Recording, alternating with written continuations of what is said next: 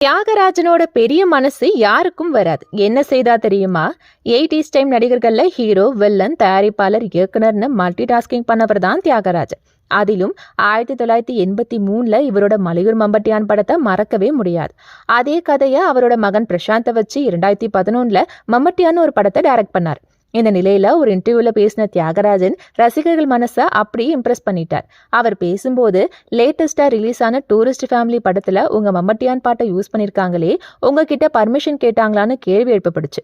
அதுக்கு அவர் மம்மட்டியான் பாட்டை தமிழ்நாடு, கேரளான்னு பல மாநிலங்கள்ல கல்யாணம் உள்ளிட்ட இடங்கள்ல யூஸ் பண்றாங்க. யூடியூப்ல நாமே அதை பாக்குறோம், மக்கள் அதை கொண்டாடுறாங்க. நான் டூரிஸ்ட் ஃபேமிலி குழுவுக்கு முதல்ல வாழ்த்துக்கள் தெரிவிச்சுக்கிறேன். அந்த படத்துல என் பாட்டை யூஸ் பண்ணது ஒரு ரீகால் தானே, அது அந்த படத்துக்கு ஒரு சப்போர்ட்டா இருக்கும்னு யூஸ் பண்ணிருக்காங்க. என்கிட்ட பர்மிஷன் கேட்கலன்னு சொன்னாரு தியாகராஜன்.